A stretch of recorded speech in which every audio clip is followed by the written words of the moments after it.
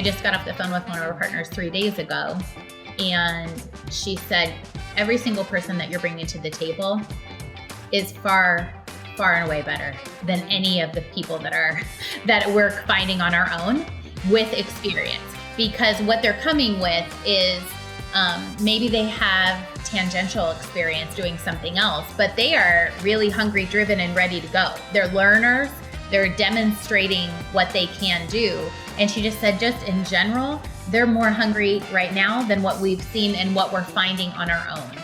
And so it was fascinating because I actually told her, I'm like, you have candidates in front of you right now I need a decision on. She said, I know. I told my managers, I'm telling them to stop giving us people because you guys need to make these decisions in the next 24 hours. And so that was kind of the funny little conversation that we had to have, because they were just like, send us a couple more. There's probably a couple more really good ones, and it was like, no, you have great ones right now. So they did. It was a great conversation. Hi, friends. Welcome to the Sales Enablement Podcast. I'm your host, Andy Paul.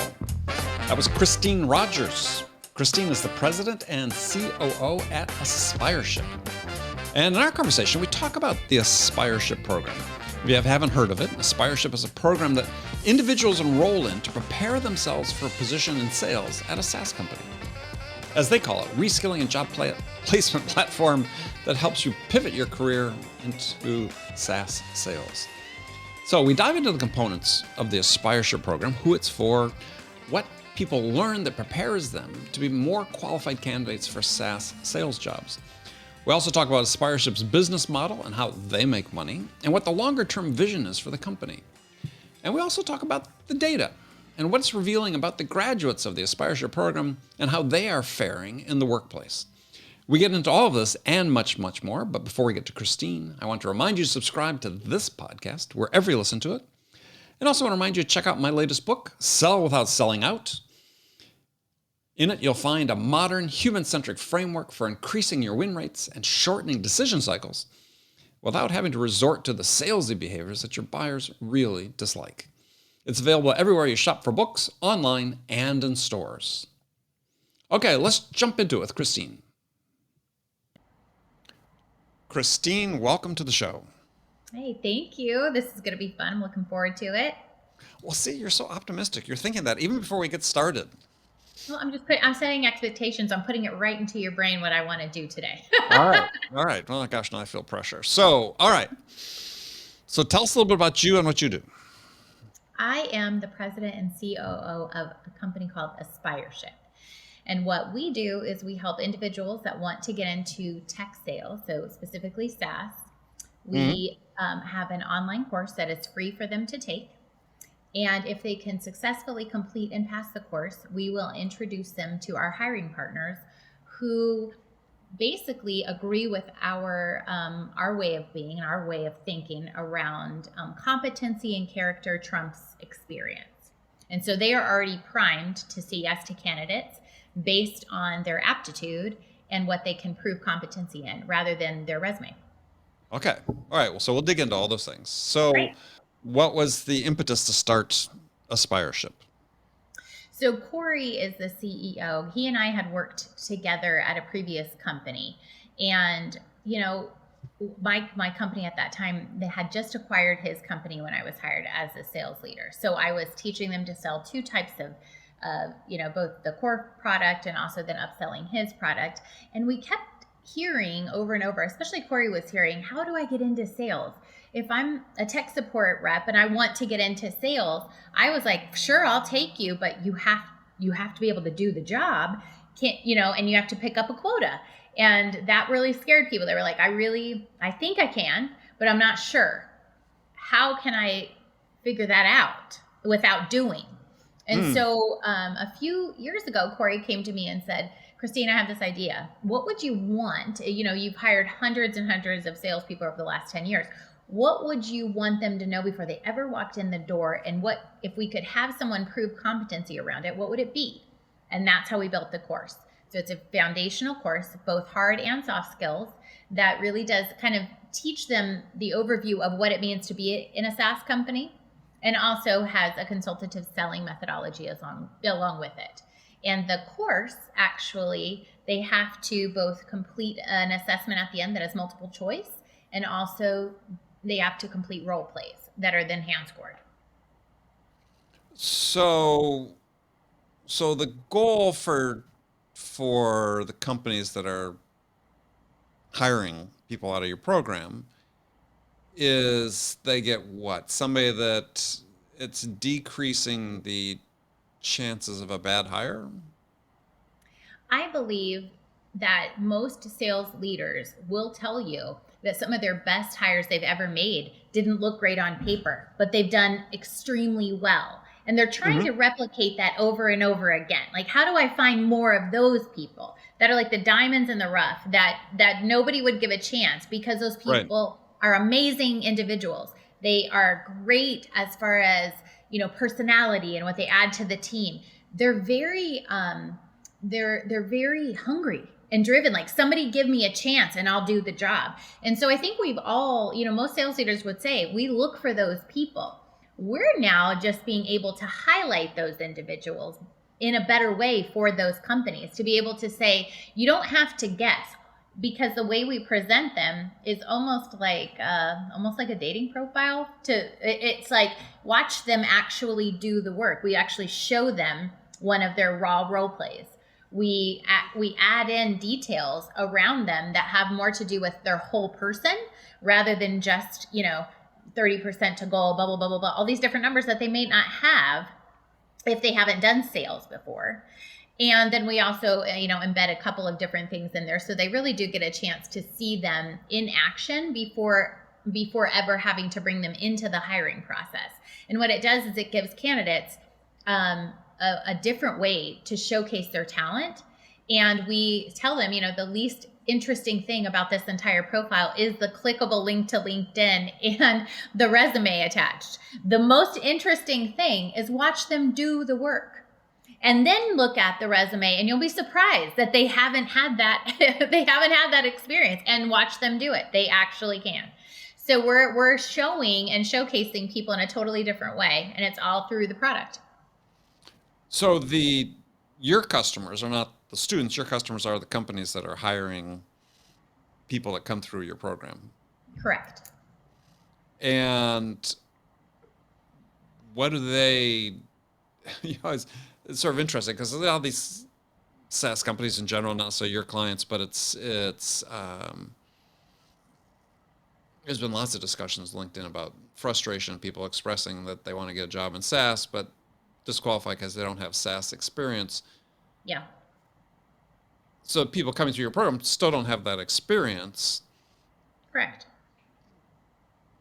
And are they able to be considered sort of on par with people that the employer might hire who do have that?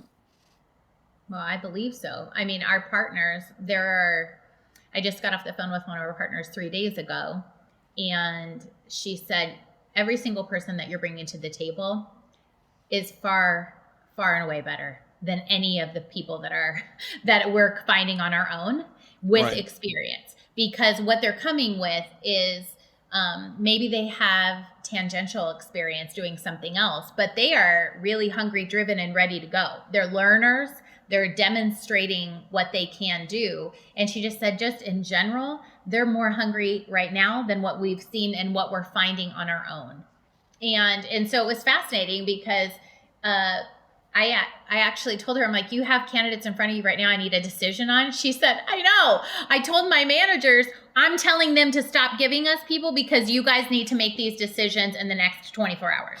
And so that was kind of the funny little conversation that we had to have, because they were just like, send us a couple more. There's probably a couple more really good ones, and it was like, no, you have great ones right now. So they did. It was a great conversation, but it's fascinating for sure. Well, how do people get into your program? So how does to be specific, you're training people to be SDRs, right? SDRs, BDRs. We've actually placed some people in account management roles as well, because they were they had kind of that customer experience background. And we had a client that was looking for an account manager. We think we've placed 5 account managers as well, which was interesting. So that expand rep. We place full cycle AEs. And the course is just one foundational course, but through the course and also through our interviews with them, we can tell where they need to be. And we can also talk through, I think you would do better at an SDR role right now, or a BDR role, or one of these, one of those types of kind of starter roles versus, right. Some people that have had and carried a bag would not want to take an SDR role. So we also have full cycle AE roles that we place for as well, that those individuals have carried a quota. So basically, they're not sure before taking our course if they are well suited for an inside sales role either. So this helps them understand, do I like this? If I've maybe been an outside sales rep, I might not know if I would do well. And I'm sure we've all had that experience of hiring people that, had millions of dollars of quota and then come work for us and they're miserable. And we're like, whoa, how did this go so wrong? So this is also helping assess those individuals as well. Okay. So how does someone get into your program? There is no application process. You just come in. It's the top of the funnel is wide open. We don't, because we're not asking them for a credit card. We're not asking them for anything. If you can do the work, then we will work with you and help you try to get placed with one of our partners. So take us through the 30 days. What Sure. does that look like? It's on demand. So they come in, they go to Aspireship.com, sign up, and take the course. And it takes, you have 30 days to complete it. Mm-hmm. You have 30 days to complete it for free. If you take longer than that and want to pay, we do have a one-time fee. It's $180 for unlimited access to everything. So we actually had our candidates come back, and a lot of our grads say, I'd like to continue coming into the coursework and also into the virtual library, which we have about 60 to 70 hours in there of additional training. So they're the ones that said to us, like, we don't want to be kicked out in 30 days. Can we pay something to stay with you and continue getting education? So we have a Slack channel. We have a community now. And it's $180 for unlimited for the rest of your life. But during the 30 days, how many hours does it take? It's 20 to 30 hours of work. Okay. And so give us an example of the coursework. What is it comprised of? Sure. Yeah. So it's everything from, here's how you handle objection. So we take them through, we use Proactive Selling by Skip Miller. We use his methodology. So he is in the course multiple times for, discovery questions, different things like that, objections. We also have coursework around, here's basic Salesforce acumen. So if you need to use Salesforce, that would be important. We do things like, what is customer experience? Why does it matter? Why does it matter in a SaaS company? What is demand gen? How do you become a top performer?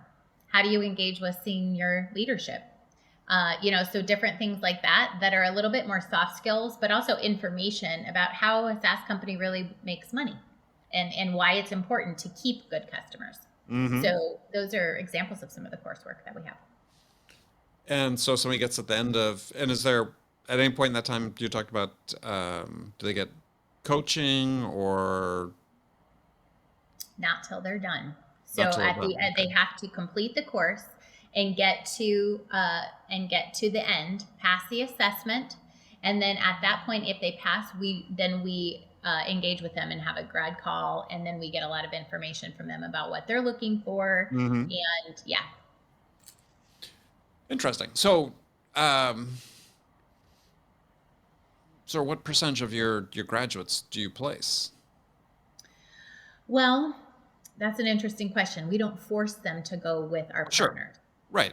Right. So about, I would say, when we look at it on a sliding scale, within about 90 days, I believe the last number that we saw was about half get placed within 90 days of coming through the program, whether they're finding it on their own using a certificate that says, I'm an Aspireship grad, right, or we're actually placing them, with one of our hiring partners. Right. We would love to place everyone with our hiring partners, obviously, but sometimes people are using, what they're learning as well. And, we knew this would always be, we'd have some leakage, that we would never be able to probably place everyone. But it's actually been very good. Like watching, you don't want us to feel bummed out when people find something on their own. We want to celebrate them as well, because they're still getting into a SaaS company when they had, I had one gal that she had applied to 83 companies.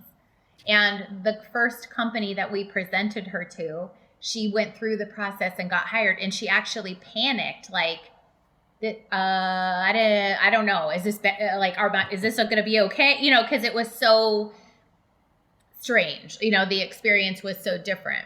Well, 83 companies. Did she have a sense of why? Just because lack of experience that she was being rejected? Did she ever get to talk to anybody at all? Do you know? She did. She did. But I mean, she said predominantly she believes she didn't have experience, and she was just applying for any SDR jobs that she could possibly, see and click, trying to work through those. She was going through hiring processes, but Right. also we're bringing more color to the conversation on a candidate. We're not just, you're not looking at something, you're actually experiencing, like, wow, I really like the way that person solved this problem, different than how this person solved that problem. So you get a little bit of a different sense of how creative they are, or, Right. how they problem solve. Right. Yeah, because they're seeing videos from the training. So when they're doing the role play, just explain how that works then. Is it So against we actually, I'm sorry, is it, go ahead, explain. I'm sorry, I didn't mean to interrupt. So how does the role play work? So I based this off of what I would typically do in a hiring motion when I would be hiring sales reps, right? So we try to give them real life scenarios. So we actually give them a couple of practice role plays as well, so they can understand how it's going to work, and that they need to pay attention to the prompt that they're going to receive. And then the system will essentially say, okay, record it. And then you get to record your response and then move to the next one. So if you don't pay attention to what the prompt is, so I'll give you an example. One of the prompts is you receive an inbound lead. This is the information on the lead. You need to call it. And so it's like prompt number 1, introduce yourself and set expectations for the call. Or it'll just say, something very simple like that, so that we can see, can they take the concepts and actually put them into practice? And then we'll tell them, maybe a prompt down the way, okay, you now understand what they do. Ask an above the line question, for instance. So we can see, do they understand how to ask a different kind of question from the, we use above and below the line, or from the user buyer versus the economic buyer, or your champion versus, whoever's the decision maker. So we want to make sure they understand different questioning. How do you ask different questions? What are those questions? And then, it'll say, sounds like you have everything you need, and you need to set time to meet with them again. And then we see what they do there. So, so it's very step-based, but it's a full fluid conversation, which is what I would want to see. But there's not another person on the other end. It's an automatic prompt they're getting. It is a recorded person. Okay, got it. They are responding to. So it is interesting, because there are people that don't pay attention to the prompts. And so when it says that, this is Jason, this is what the CRM says. So introduce yourself, you are an account executive from this company, and this is what you're selling. We already have told them in advance, this is the company you work for. This is what they do. So we've given them full information. So again, this is testing, can they be savvy enough and detail-oriented enough to look at and use the information given and then put it to use. So you have any data about how the graduates are performing?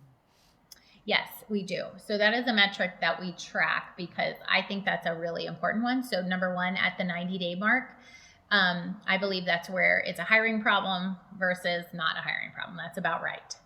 So we look at the 90-day mark. Are they in good standing? And currently we're at 92% of our grads that we've placed are in good standing in the companies that they're in at the 90-day mark. Mm-hmm. There and in good standing. So I think that's a really important metric Any others? that are I mean, important. well, yeah. Do you look beyond the 90 days in terms of, yeah, like percentage reps that are, performing at expected levels beyond the 90 days? Little bit hard to get that information. Okay. So because as they move forward, we hear a lot from our grads. We are seeing our grads progress, and now that we've had some there that have been there quite some time, that's been great seeing them move forward. I don't have the numbers that I will have that will tell us a little bit more. It's a little tricky to get the information because every company is a little different about what they would say in Right. good standing. So that's made it a little challenging. So roughly how many people have gone through the program so far? Well, it's interesting because if you look at the top of the funnel, it is we place the top 10% is what it comes down to. So the top of the funnel, a lot of people self-select out over time. Through maybe they just don't want to do it. They realize this wasn't for them. So a lot of people use this as a guide to whether this will be something they actually want to do, which is really interesting. Oh, so they self-select out of the program. They enroll, but then they don't complete it. Yeah. Okay. Yep. And as we've gone back and done a lot of check-ins, like, hey, why did you stop? Or you seemed, pretty engaged and then you stopped. And we've gotten a lot of feedback that it was just, hey, I actually realized this was not for me. I got to the first time I had to do a role play and realized like, oh, this is really uncomfortable. Right. Yeah. So there are a lot of people, I would say, now we have over 1,000 people a month coming in the top of funnel. So we have grads at the rate of about, between 80 and 120 a month that are coming through that are successfully completing the program and that are, at graduate level. And we believe that we can place them and they will definitely find jobs. So, yeah. Your face is so funny right now. I can tell you're really processing all of it. Yeah, well, I'm sorry. Yeah, it's great. Fortunately, people aren't going to see the video of this, so they don't get to see my face. But, yeah, I mean that's so. What's been the impact of sort of the Great Resignation in terms of you finding people coming into the program that are career switching? What are you finding? Well, I think it's really interesting because I think, like I said, most sales leaders, we are always looking for pockets of individuals that are like good. I remember one time I was like, oh, I found a really great realtor. So I was like, oh, okay, maybe realtors are really great for this, and so I hired a few and it was not indicative of whether they could do it or not. So I was like, oof, that was brutal. Okay, so what I'm really loving is we had a slew of people come from hospitality last year. Last year, we had a lot of hospitality people moving in. And they were doing very well, and also they are still at many of the companies that we place them at doing very well. And because they're very service oriented and very, now others aren't. So it was helpful to kind of really allow people to feel as much as possible, emulate how uncomfortable it can sometimes be, it through the work. And so that was last year. Mm-hmm. Then this year, we're seeing a lot of teachers, lots of teachers. So interesting. Teachers are another group that I think have high capacity for this work, but it can also be very different for them and a very different understanding of the type of work. So I will say the teachers that we're seeing come through the program that are doing very well, I would say are very well suited for this. They're nailing the role plays. They're not just, nobody is like in the middle. They either are not doing well or they are just absolutely doing phenomenal and in their understanding of how to make it work. Yeah, I mean, being a teacher, I mean, of all the people I've interviewed on my show, a large number of people started off in education and moved into sales. Mm-hmm. That seemed to be a fairly well-trod path for people. It's just, you get into it a couple of years, maybe you find it challenging, but yeah, I mean, teachers aren't overpaid by any stretch of the imagination, right? So yeah, looking for more income, sales seem to be a sort of an interesting path. So What's next for Aspireship? Have you ever considered doing something similar for managers? We have. I think that we have some companies that actually use us for hiring, but also use our platform.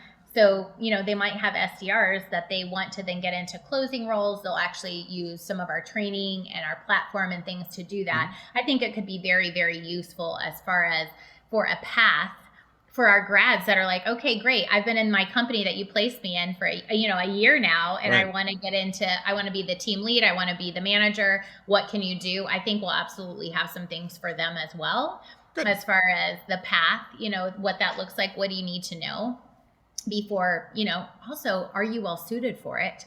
That's another thing is Sure. it's the same question, right? Is, are you well suited for this? Do you enjoy this?